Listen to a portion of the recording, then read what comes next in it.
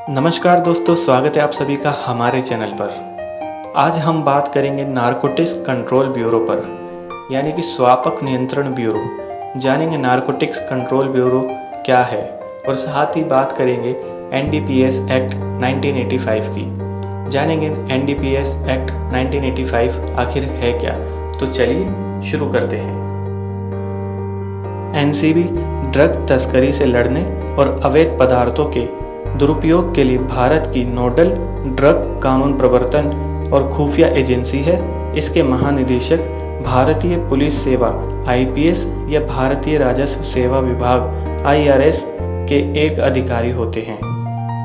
NCB की स्थापना 17 मार्च 1986 में हुई थी। इसके कर्मचारियों की संख्या 1000 है। एनसीबी गृह मंत्रालय के अधीन आता है। इसका मुख्यालय दिल्ली में स्थित है। एनसीबी का कार्य पूरे भारत में मादक पदार्थों की तस्करी रोकना और इसे खत्म करना है। यह राज्य पुलिस विभाग, सीबीआई, केंद्रीय आर्थिक खुफिया ब्यूरो सीआईबी और यह राष्ट्रीय और राज्यों दोनों स्तरों पर अन्य भारतीय खुफिया और कानून प्रवर्तन एजेंसियों के साथ मिलकर काम करता है।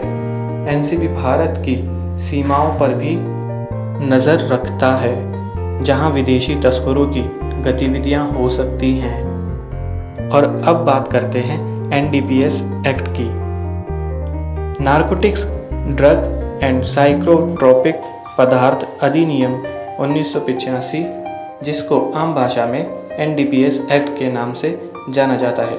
एनडीपीएस एक्ट का मुख्य उद्देश्य व प्रावधान यह है कि किसी भी नशीले पदार्थ के गैरकानूनी तरीके से खेती, उत्पादन, निर्माण, भंडारण, बिक्री, परिवहन व उपयोग इस्तेमाल प्रतिबंधित करता है। यदि कोई भी व्यक्ति इस अधिनियम के तहत किसी भी नियम व कानून का उल्लंघन करता है या ऐसा कुछ भी करते हुए पाया जाता है तो ऐसा करने वाले व्यक्ति को कठोर कारावास से और जुर्माने से दंडित किया जाता है।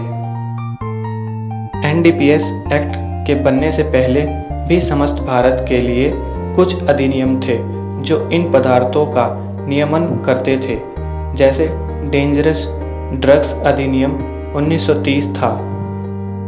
इसके बाद भारतीय संसद में 1985 में एनडीपीएस एक्ट पारित किया गया। इसका पूरा नाम narcotics drugs psychotropic substance act 1985 है।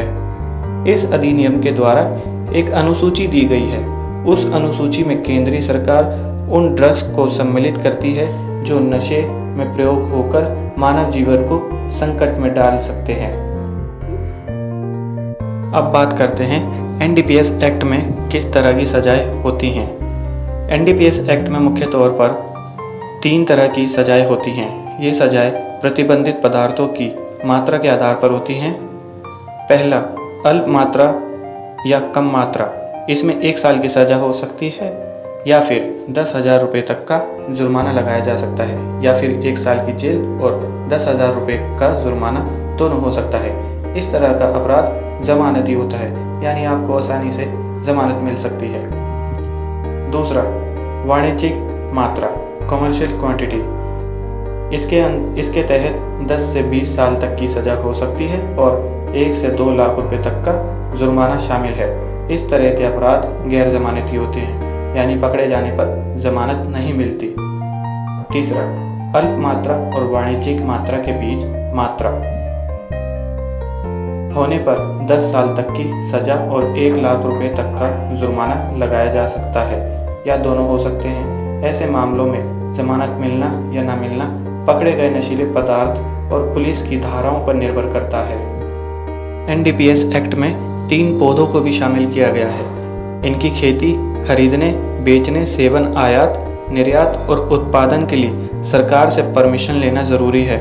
अगर ऐसा नहीं होता है तो सजा मिल सकती है। ये पौधे हैं कोका, जिसे कोकेन बनता है, गांजा और पोस्त, जिससे अफीम बनती है। साथ ही आपको बता दें कि एनडीपीएस एक्ट में मृत्यु दंड तक का भी प्रावधान है। अब सवाल, क्या शराब भी एनडीपीएस एक्ट में आती है? जी नहीं, शराब इस कानून के तहत नहीं आती है। शराब से जुड़े मामलों के लिए एक्साइज एक्ट होता है। इसमें शराब से जुड़े नियम होते हैं, जैसे एक बार में कितनी शराब खरीदी जा सकती है, कहाँ पी सकते हैं। शराब के एनडीपीएस एक्ट में नहीं आने के पीछे कई कारण हैं, जैसे शराब का नशा गांजा, भांग या अफीम की तुलना में अलग तरह का होता है। साथ ही शराब प्रतिबंधित दवाओं या पदार्थों की श्रेणी में नहीं आती है।